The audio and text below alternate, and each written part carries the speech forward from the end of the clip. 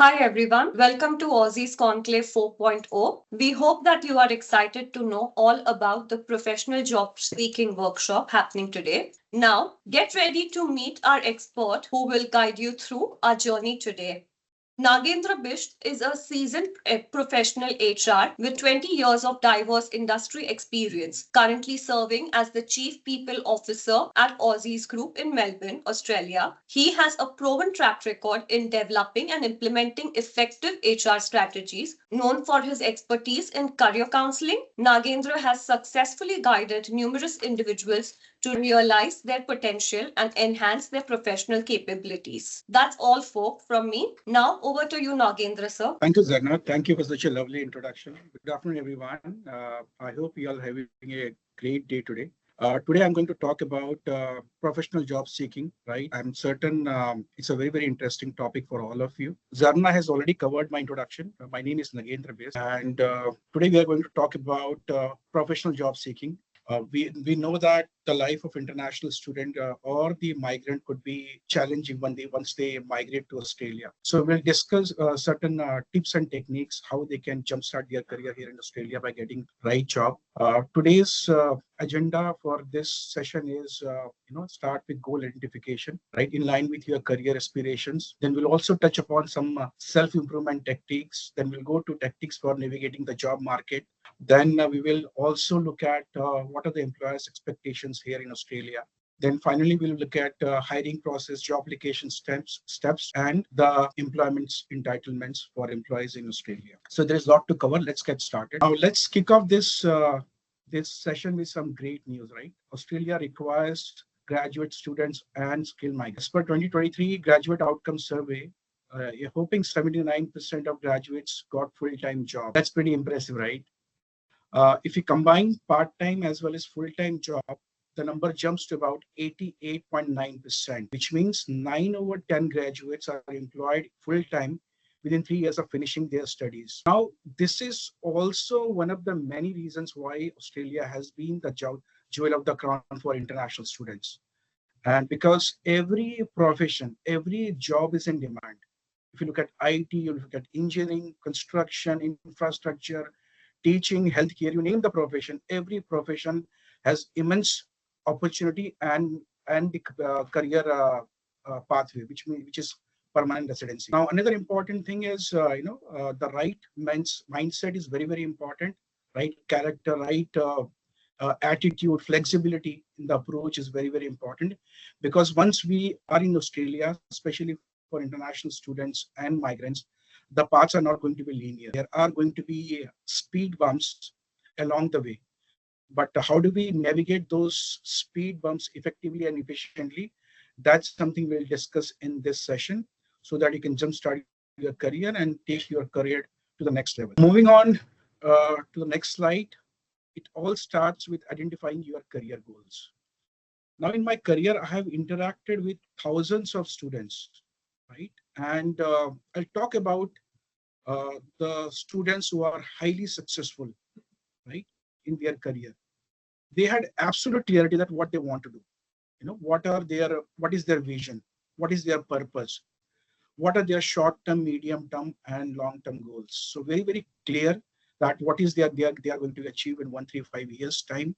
So that clarity needs to be there. Second thing, if you're an international student, take advantage of workshops, webinar organized by the university or by your institution, right? You get a lot of information, get a lot of new perspective once you attend these workshops. Also, begin ahead, which means that you start planning your career right in the first year once you're in Australia, right?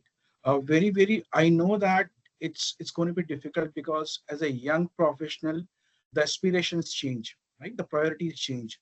But having a little bit of clarity at the beginning will take you a long way.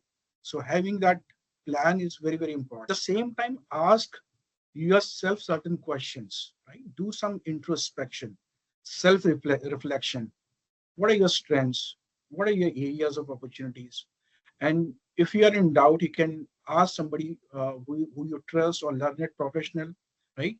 And clearly identify your strengths and area of opportunities. Now, strengths will help you further capitalize on your strong points, while once you are able to understand area of opportunities, you can work on those area of opportunities. Also, understand what are your interests and passions.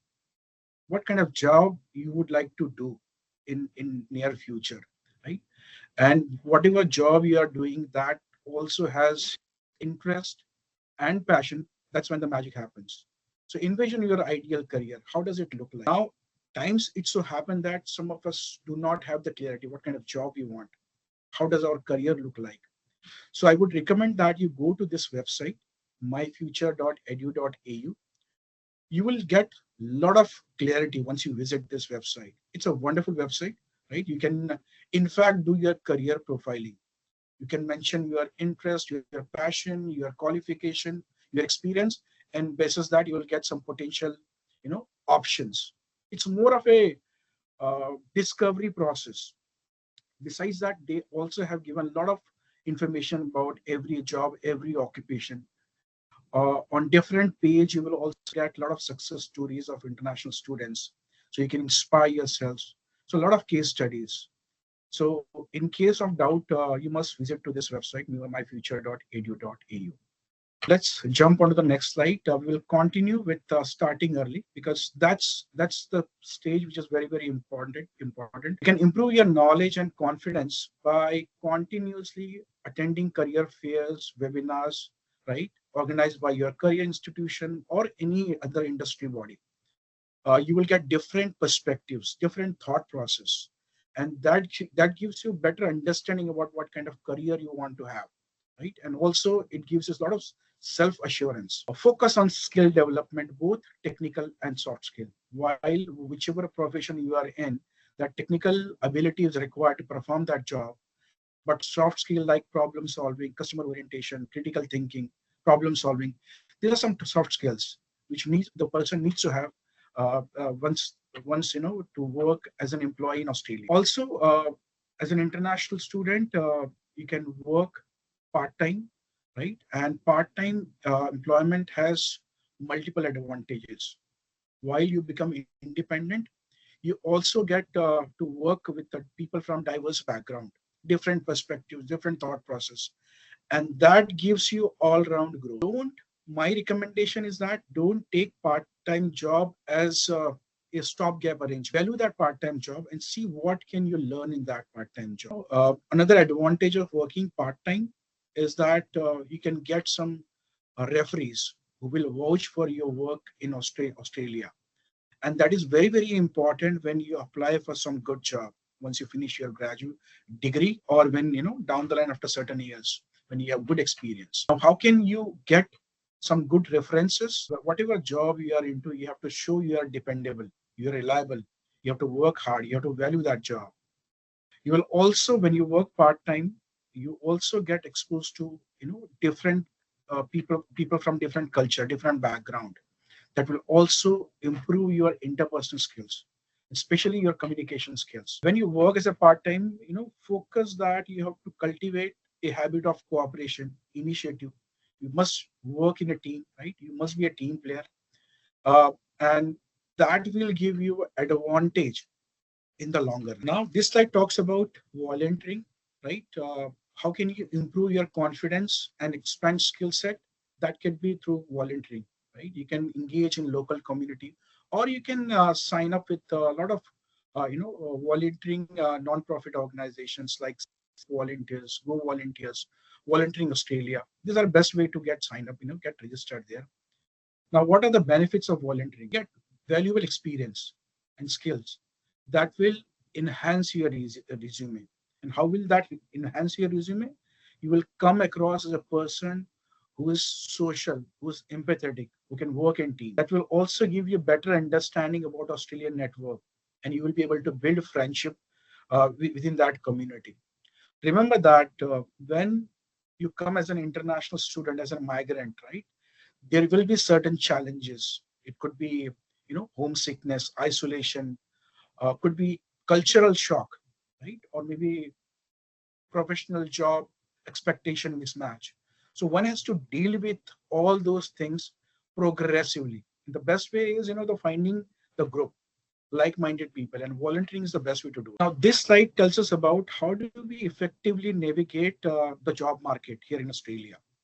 Now, there are some stages. The first one is internships and work experience. An internship is a very, very powerful way to gain practical experience, right? You also cultivate commercial awareness about the business. It will also help you build network, or within that company, as well as a global network. Another way is mentoring programs. Every university, every institution has career success coaches. They have the dedicated mentors. So mentors will help you advise in your career, take your career forward. That will also help you give a lot of clarity with regards to your decision. So mentoring, subscribe for the mentoring programs. Next one is have the very, very compelling, powerful resume and cover letter. Now I'll take a minute to explain this. A lot of people make this mistake, right? They create just one resume, and with that resume they apply for multiple jobs. Now that should not be how the approach. Today, every company uses the ATS, application tracking system. The AI-based tools scan the resume, right? And they map the resume against the position description for that particular role. So if the resume misses those keywords, the resume will not get shortlisted because thousands of people apply for that job, right? So instead of applying for 1,000 jobs, prioritize quality over quantity. Read the position description, look at your resume, and see what are the skills you have according to the position description which are not there in resume. Pick up those keywords and enter in your resume. Next one is having the compelling cover letter, which talks about your motivation for applying for that particular job, right? How you are aligned to that particular role, how you are aligned to that company culture, the mission, vision, values, right? And about your credentials, the degrees, certifications which you have that makes you the best candidate for that role. That must be included in the cover. Finally, networking, right? Networking is a very, very powerful way to get professional job here in Australia. We say, our net worth is dependent on our network. So how do we improve our network here in Australia? That will come in the next slide, right? The first one is professional associations, whichever field you have opted for, be it IT, it will be Australian Computer Society. If it is engineering, it can be Engineer Australia. If from accounting, it will be a CPA. Likewise, it could be NMEC, APS, APC, whichever field you are apply, subscribe, follow those professional associations. Become member of those professional associations. And the second one is the club and societies. Join and actively participate in club and societies. Right? You can share the information, your perspectives, ideas with the local students, right? And that's how you learn from each other and grow. I know the life of international student is very busy, but if you have some time, or rather you take out some time to participate in sporting activities, that's a fun way to build, personality, character, and also maintain a healthy lifestyle. Volunteering, I have already covered, that has multiple advantages, right? You also get potential referees while volunteering. Next one is social media. Your presence, I'm sure each one of you must be present on Facebook and LinkedIn. Maximize this platform to your advantage. Publish your certifications, your credentials, your achievements, get endorsements, get recommendations from people, learned people, and create your visibility on social media platforms. Finally, you can also explore the family connections, right? In your home country during holidays or semester break, you can do job shadowing, you can do informational via interviewing, internship. These are best ways to create better network within the community. Now let's go to what employers are expecting from employee here in Australia. Technical skills, combination of technical skills, soft skills, and hard skills. Technical skills are concrete and measurable abilities, like you have degrees, certifications, your coding ability, or your technical skills, typing, computer software proficiency. Soft skills are, your problem solving, customer orientation, active listening, teamwork, empathy, initiative, emotional intelligence. Now, emotional intelligence is very, very important in today's world. And if you draw parallel between emotional intelligence and intelligence quotient IQ, emotional intelligence is more powerful and more valuable in Australia. Hard skills, it could be again, your programming, your data analysis, project management skills. These are part of hard skills. Now remember that your technical skills and hard skill will take your foot on the door, but soft skill that will take you places. So focus on both technical as well as soft skills. Now, what are some of the soft skills valued by Australian employers? Communication skills, effective communication skill, the passion, will to excel, achievement orientation, very, very important. Work experience, of course, and the culture fit, shared values. The person who has uh, you know, uh, better appreciation for people from different background, different culture. Emotional intelligence, I have already covered. The leadership skills. These are skills which are part of soft skills, which are very, very important when it comes to Australian employer. Moving on to the next slide, communication. Communication is very, very crucial in Australian job market, right? Having clear and concise written communication with appropriate grammar, tone, and context is important. Active listening, confident participation in meetings, engaging in casual discussion, right? The small talks, Australians prefer the small talks, uh, let's not undermine the power of small talks. The person should be able to build conversation, proficient in telephone and customer service skills. Is able to interact, engage people confidently in every mode, be it face to face, telephonic, or on email. Body language, right? Eye contact, posture, personal space, handshakes. While 30% of communication is oral, verbal, but 70% of communication happens through body language. So we have to be cognizant of the fact that besides oral communication skills, we also have to focus on positive body language. And communication, continuous English development, that's a process. The English language can be improved over a period of time. And I will also share some of the tips, right? How can we improve our communication skills? We can enroll in short course to improve pronunciation and writing abilities.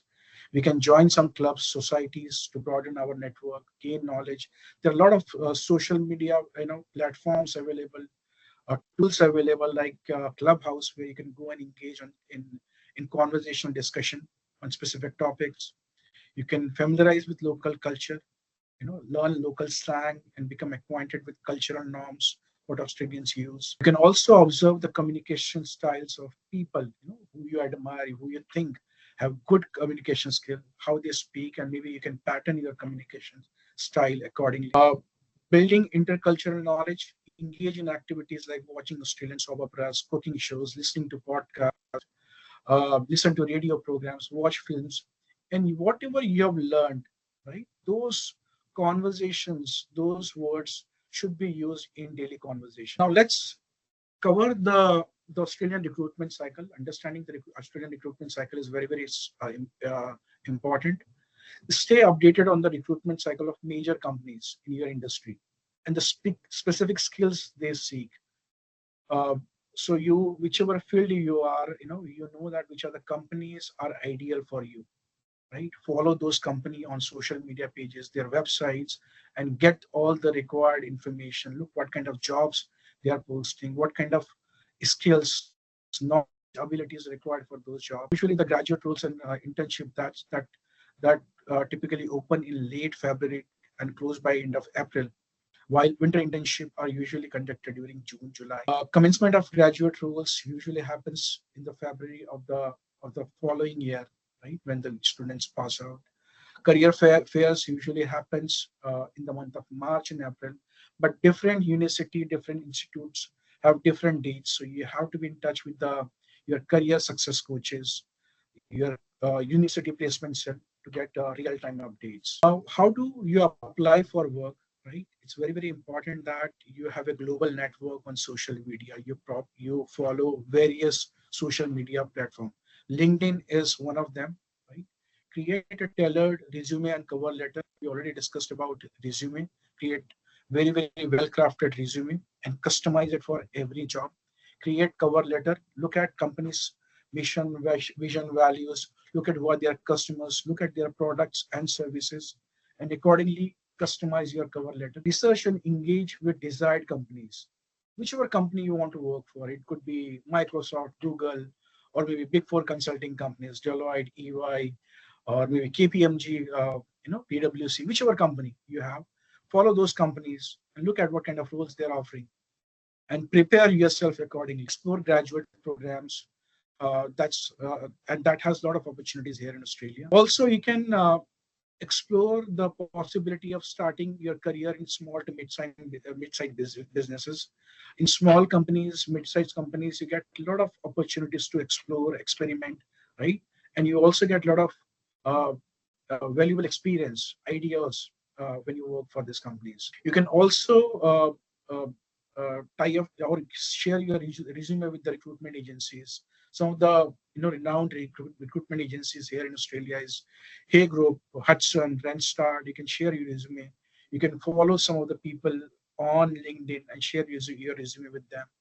Alternatively, you can go to this recruitment agency's company's website and share your resume over there. Finally, you can also explore the possibility of going rural or interstate opportunities. Here also you get a lot of opportunities, job opportunities.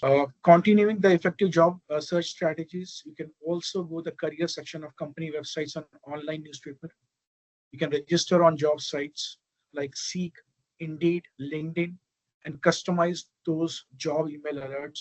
You can update your resume accordingly and apply for different jobs. You can also utilize your institution's career service for targeted entry-level position online, and also establish a professional profile on LinkedIn, fellow key companies to stay updated. You can follow people who you admire on LinkedIn. You can also you can request them for informational interview on LinkedIn. So leverage your network by engaging in conversation, making cold calls, or submitting speculative applications. You can also visit randomly to different companies in case you don't have any job at hand and share your resume. Of course, when you're in Australia, you also need to have a tax file number, TFL number. Now, finally, preparing for the D-Day. This is your interview day, right? That's when the rubber hits the road. Planning and preparing for interviews. The interviews could be face-to-face. It could be virtual interview. So conduct a dry run to ensure smooth connectivity, right? To dress professionally, you must look professional while going for an interview. Now, understand the interview type and participants, right? It could be one-to-one interview. It could be a panel interview. It could be assessment center. Assessment center actually, that's not a center. Actually, it's a process where they use multiple interviews, multiple techniques, multiple tools are used to assess the candidate. It could be psychometric test, your verbal reasoning, non-verbal reasoning, special reasoning, right? Email writing, face-to-face case presentation. That's part of assessment center. Again, then thoroughly research the company, refresh your knowledge about the company. Look at their clients, projects, core business, their product services. You should be absolutely thorough with the company. And when you go for the interview, always show that you are ready for that particular job. You possess that skills, knowledge, ability to perform that job, right? Usually, whenever you face any interview, it's usually a behavior-based interviews, right? They will give you certain situations, scenarios, and to give a perfect answer for those questions, you have to use STAR technique. STAR stands for situation, task, action, results. For example, they ask you, what was the most difficult situation you handled in the past? Can you give some example? So you can mention that. I will just give you a hypothetical example that I was in my last year of college or university, and I was given a project group project. Nobody of us knew that how to go about that project. So I took the lead. I did some research. I brought the team members together. We all divided the work, and I scheduled the meeting on a weekly basis with all of them. And the project came out very, very well. It was appreciated by our professor.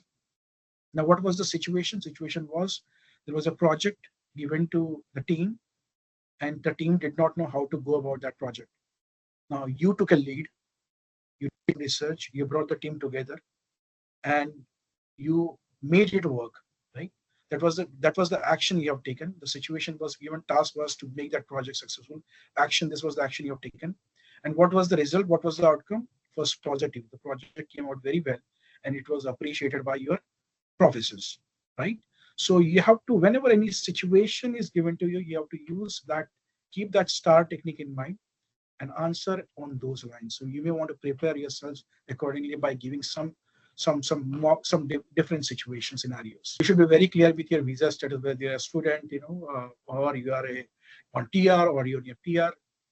Next one is your sales pitch, right? Initial 2 to 5 minutes are very, very important when you face any interview. So we call that an elevator pitch. That pitch has to be very, very compelling. Your introduction, your body language, your confidence should be very, very visible.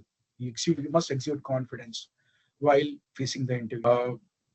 Finally, towards the end of the interview, you ask some question, right, about the development opportunities, about the work culture, about the professional growth, right, to show that you are very, very serious about this particular job. Now, this slide tells us about knowing your work rights. So, you should be absolutely very clear that what are the roles and responsibilities you have when you are working any particular company. So be clear with your task, with your duties, what will be your agreed pay rate, what will be your employment status, with this part-time, full-time, or a casual worker, what will be schedule of your work, it will be Monday to Friday, or it will be a rotating shift, right? And any awards and agreement, you should have absolute visibility. Now, in case you have any questions, clarification, you can go to this websites. These are very, very resourceful, very, very informative websites: fairwork.gov, gov.au, WorkSafe, workcover.com, right? So it's always good to have absolute clarity on your rights as an employee here in Australia. Thanks a lot, sir, for this information. It was really an insightful session. We learned a lot. So we'll wrap the session here. Thanks a lot for such valuable knowledge. Hope it helps all our attendees for today. Good luck, everyone, for your job seeking. Thank you, Zanna. Thanks for having me here. Thank you, everyone. Bye. Thank you. Bye.